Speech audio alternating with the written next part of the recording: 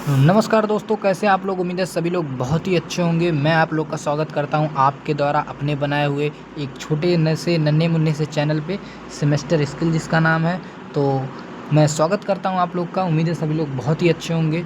जैसा कि आप लोग का पॉलिटेक्निक एंट्रेंस एग्ज़ाम का पेपर चल रहा है, 2 तारीख से शुरू हो चुका है और मैं इसी बीच आप लोग के साथ लगा हुआ हूँ। और अभी मैं इस टाइम की तीसरी वीडियो शूट कर रहा हूँ, क्योंकि लगातार मैं आप लोग के साथ अवेलेबल नहीं हो पाया था। तो आप लोग के लिए वीडियो लाना तो मेरा फ़र्ज़ है, तो मैं ले करके आऊँगा।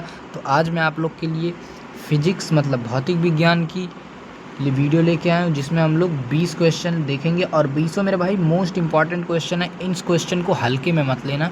ये क्लास 9th और क्लास 10th की मेरे भाई क्या है ना, इंपॉर्टेंट क्वेश्चन है, ठीक है। तो इसको आप लोग हल्के में लेने की कोशिश मत करना। आसान होगा क्योंकि आप लोग को आता है, लेकिन इतना जान लीजिए, यही क्वेश्चन सीधा पेपर में फंसेगा। आप लोग खुद आके कमेंट करके बताना, ठीक है। तो आज हम लोग पढ़ने वाले हैं फिजिक्स मतलब भौतिक विज्ञान का सेट, जो हम लोग एक बार देखने जा रहे हैं। तो अभी इसके पहले एक और सेट मैं पढ़ाया हूँ बच्चों को। तो ये हम लोग का पॉलिटेक्निक 2026 का एक स्पेशल सेट लेके आया हूँ मतलब। तो ये इस वीडियो में हम लोग क्या पढ़ेंगे, फिजिक्स। तो क्वेश्चन नंबर बिना देरी किए हम लोग 20 क्वेश्चन है, 20 क्वेश्चन फटाफट देख लेते हैं। तब तक आप लोग एक बार वीडियो को लाइक कर देना। क्वेश्चन नंबर पहला देखते हैं।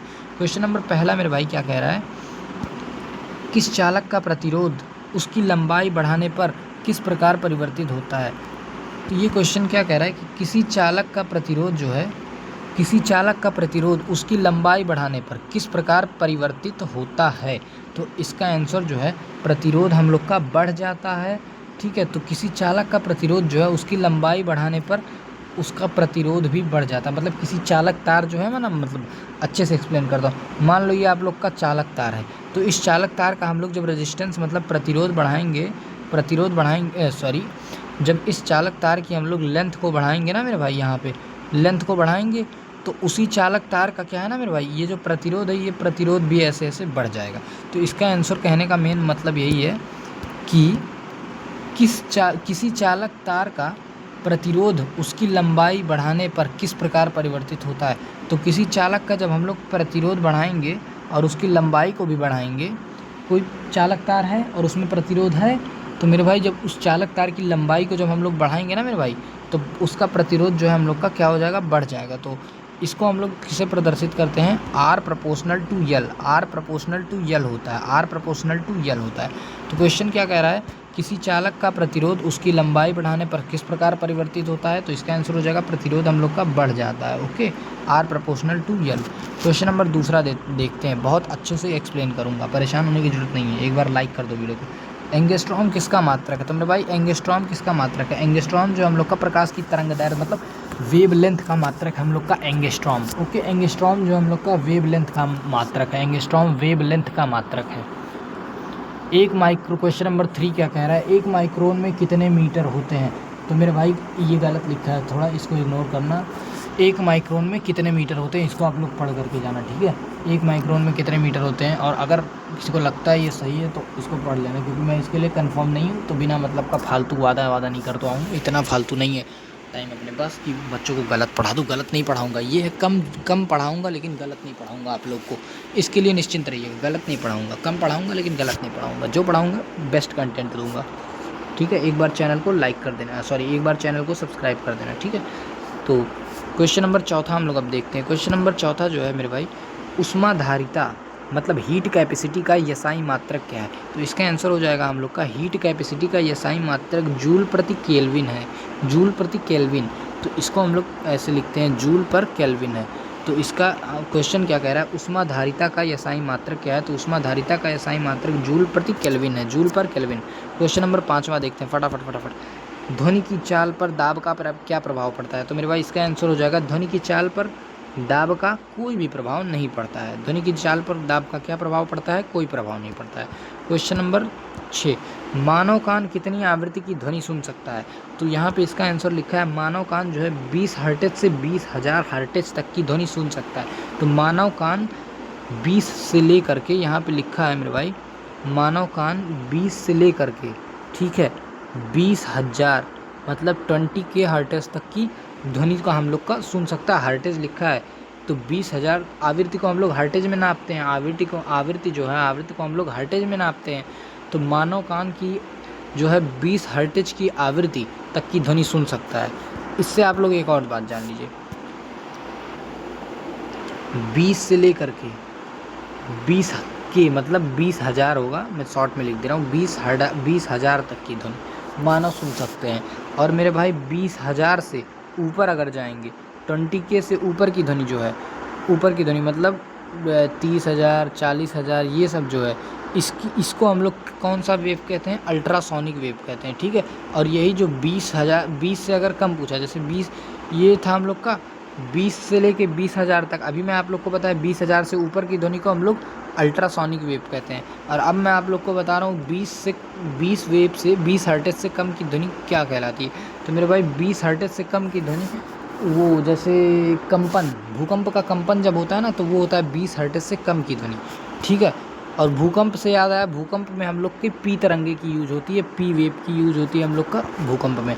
तो क्वेश्चन नंबर 6 क्या कह रहा था, इससे 4 क्वेश्चन बना दिया हूँ। क्वेश्चन नंबर 6 से ना मेरे भाई, क्वेश्चन नंबर 6 से 4 क्वेश्चन बना दिया हूँ।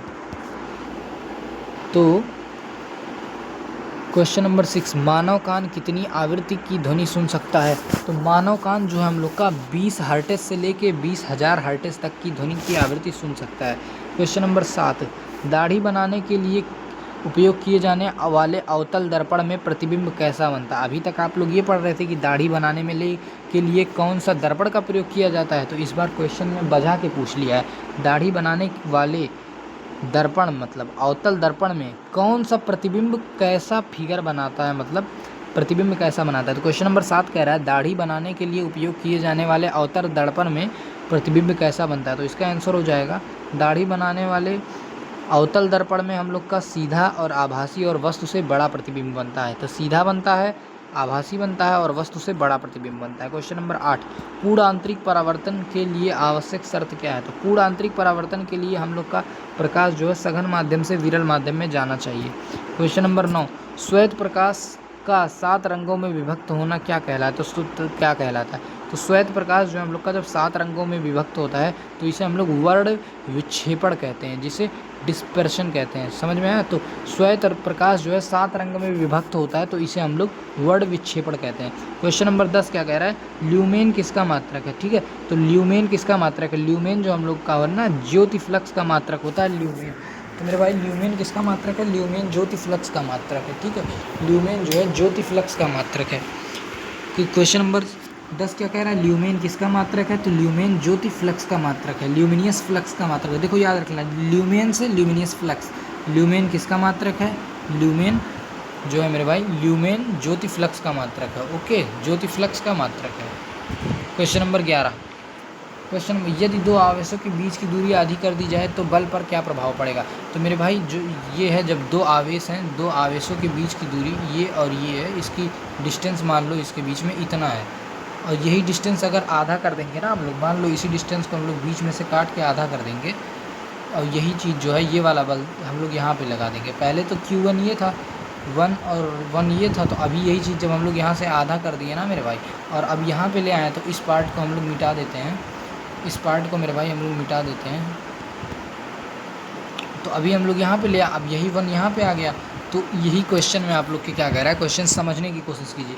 यदि दो आवेशों की बीच की दूरी आधी कर दी जाए तो बल पर क्या प्रभाव पड़ेगा? तो मेरे भाई बल जो है 4 गुना हो जाएगा। जब बल पास आएगा तो बल का जो है ना, वो बल का प्रभाव बढ़ जाएगा। तो दो आवेशों के बीच की दूरी आधी कर दी जाएगी तो बल जो है हम लोग का 4 गुना बढ़ जाएगा, ओके। क्वेश्चन नंबर 12 क्या कह रहा है, क्वेश्चन नंबर 12 क्वेश्चन नंबर 12 जो है, शुष्क सेल का एनोड किसका बना होता है? तो मेरे भाई शुष्क सेल मतलब ड्राई सेल का एनोड जो है हम लोग का कार्बन का बना होता है, जिसे कभी कुछ लोग ग्रेफाइट के नाम से जानते हैं। तो शुष्क सेल का जो है हम लोग का एनोड, शुष्क सेल का एनोड कार्बन का बना होता है। क्वेश्चन नंबर 13, पृथ्वी के चुंबकीय ध्रुवों पर नतिकोण का मान कितना होता है? नतिकोण मतलब angle of dip, angle of dip को हम लोग नतिकोण कहते हैं। तो मेरे भाई क्वेश्चन क्या कह रहा है, पृथ्वी के चुंबकीय ध्रुवों पर नतिकोण मतलब एंगल ऑफ डिप का मान कितना होता है? तो 90 डिग्री होता है, इसका आंसर हो जाएगा। पृथ्वी के चुंबकीय ध्रुवों पर एंगल ऑफ डिप का मान 90 डिग्री होता है, इसको याद रखिएगा, 90 डिग्री होता है, ओके। क्वेश्चन नंबर 14 क्या कह रहा है, क्वेश्चन नंबर 14 मेरे भाई क्या कह रहा है, ट्रांसफार्मर की कोर नर्म लोहे की क्यों बनाई जाती है? कभी कभी आप लोग सोचे होंगे, ट्रांसफार्मर जो लोग पढ़े हैं, ट्रांसफार्मर देखे होंगे, ट्रांसफार्मर आप लोग पढ़ोगे सेकेंड सेमेस्टर में। ओके, तो ट्रांसफार्मर FEEE सब्जेक्ट में पढ़ोगे, सेकेंड सेमेस्टर में FEEE सब्जेक्ट में पढ़ोगे, ट्रांसफार्मर बहुत अच्छे से पढ़ोगे और थर्ड सेमेस्टर में भी पढ़ोगे, इलेक्ट्रिकल वाले तो खासकर। तो ट्रांसफार्मर की कोर जो होती है वो नर्म लोहे की क्यों बनाई जाती है? तो हाई हिस्टरेसिस लॉस कम करने के लिए बनाई जाती है। हिस्टरेसिस लॉस अभी आप लोग नहीं जानते हैं, जब आएंगे तब आप लोग पढ़ेंगे, बहुत डीपली चीज़ें हैं सब, तो इसको आप लोग जान लीजिए। ट्रांसफार्मर की कोर जो है नर्म लोहे की क्यों बनाई जाती है? तो ट्रांसफार्मर की कोर नर्म लोहे की इसलिए बनाई जाती है क्योंकि इससे हम लोग का हिस्टरेसिस लॉस जो होता है ना हम लोग का क्या होता है मेरे भाई, कम होता है। हिस्टरेसिस लॉस जो होता है हम लोग का कम होता है। क्वेश्चन नंबर फिर से दोबारा देख लेते हैं। क्वेश्चन नंबर 14 क्या कह रहा है? ट्रांसफार्मर की कोर नर्म लोहे की क्यों बनाई जाती है? तो हिस्टरेसिस लॉस को कम करने के लिए हम लोग का ट्रांसफार्मर की कोर बनाई जाती है। ओके, थोड़ा यार पढ़ाने में दिक्कत इसलिए आता है ना कि बोलते बोलते फोकस करना पड़ता है, इसीलिए by the way my mistake, माफ़ कीजिएगा आप लोग, पर इतना जान लीजिए पढ़ाई पे फोकस कीजिए। हाँ, ट्रांसफार्मर की कोर नर्म लोहे की क्यों बनाई जाती है? ट्रांसफार्मर की कोर नर्म लोहे की इसलिए बनाई जाती है क्योंकि इससे हम लोग हिस्टरेसिस लॉस को कम करते हैं। हिस्टरेसिस लॉस को हम लोग क्या करते हैं? कम करते हैं। ओके, क्वेश्चन नंबर 5, गॉस जो है किसका मात्रक है? गॉस, गॉस का नियम आप लोग पढ़े होंगे।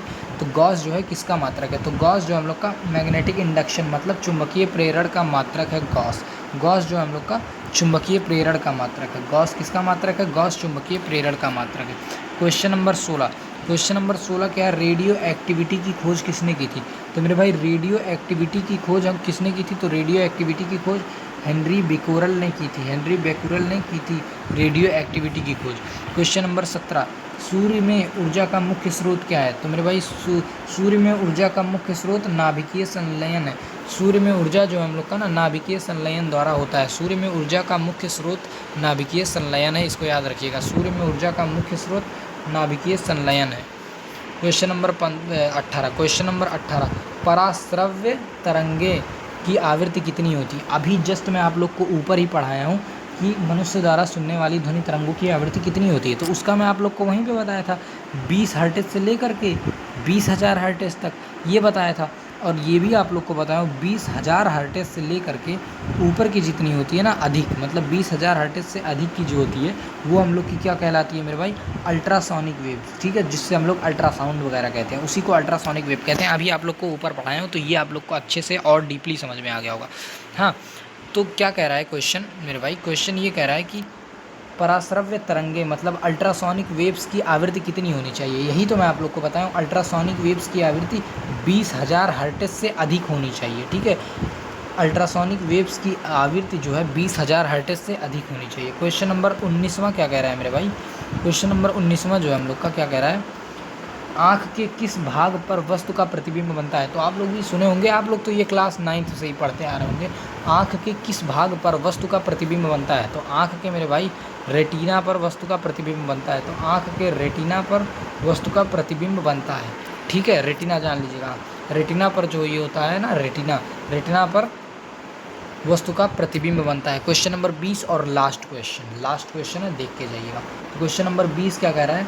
द्रव का ताप बढ़ाने पर उसके पृष्ठ तनाव पर क्या प्रभाव पड़ता है? तो मेरे भाई क्या है? द्रव का ताप बढ़ाने पर उसके पृष्ठ तनाव जो है ना घट जाता है। द्रव का ताप बढ़ाने पर उसका पृष्ठ तनाव जो है ना मेरे भाई घट जाता है। तो द्रव का ताप बढ़ाने पर उसका पृष्ठ तनाव घट जाता है। तो ये हो गया आप लोग का 20 मोस्ट इंपॉर्टेंट क्वेश्चन फिजिक्स का लेके आया हूँ 20 मोस्ट इंपॉर्टेंट क्वेश्चन। तो आई होप आप लोग को ये वीडियो पसंद आया होगा, तो एक बार ज़रूर लाइक कर देना, प्लीज़ लाइक कर देना। ओके मेरे भाई, तो यहाँ तक आप लोग को समझ में आया होगा, बहुत ही आसान है और परेशान होने की ज़रूरत नहीं है। हाँ, ऐसे ही क्वेश्चन आप लोग के पेपर में भी पूछे जाते हैं, ऐसे ही क्वेश्चन पूछे जाते हैं भाई। क्लास 9th और 10th के ही तो क्वेश्चन पूछेंगे मेरे भैया, तो परेशान होने की ज़रूरत बिल्कुल नहीं है। काम माइंडसेट के साथ, एकदम पेशेंस के साथ जाइए, पेपर दीजिए और पेपर में फोड़ करके आइए। ठीक है, तो आई होप आप लोग को वीडियो पसंद आई होगी। एक बात और जान लीजिए, एक बच्चे ने कमेंट किया था कि लेटरल एंट्री के लिए वीडियो लाना, तो अगली वीडियो मैं लेटरल एंट्री के लिए ही लेके आ रहा हूँ। तो आप लोग जो भी था मेरे भाई तैयार रहना वीडियो देखने के लिए, वीडियो पूरा देखना, वीडियो समझ में ज़रूर आएगा, इस बात की गारंटी मैं ले रहा हूँ। बहुत मेहनत कर रहा हूँ भाई, लगातार 3 video back to back shoot किया हूँ। अभी जस्ट इसके पहले 2 वीडियो शूट किया हूँ और ये तीसरी वीडियो, क्योंकि लगातार मैं उस बीच आपके साथ नहीं अवेलेबल हो पाया था, मेरी तबीयत ख़राब हो रही थी। तो अभी ठीक है, ये हम लोग के 15 मिनट के वीडियो में 20 क्वेश्चन फिजिक्स का ख़त्म हो गया। मुझे पता है आप लोग 2x पे देख के इसे भी निपटा देंगे। तो आई होप आप लोग को ये वीडियो पसंद आया तो वीडियो को लाइक कर देना। चैनल पे नया हो तो चैनल को सब्सक्राइब कर देना मेरे भाई, एक बार सब्सक्राइब भी कर देना और लाइक भी कर देना वीडियो को। मिलते हैं किसी और नए वीडियो के साथ। Thank you so much for watching. Bye bye.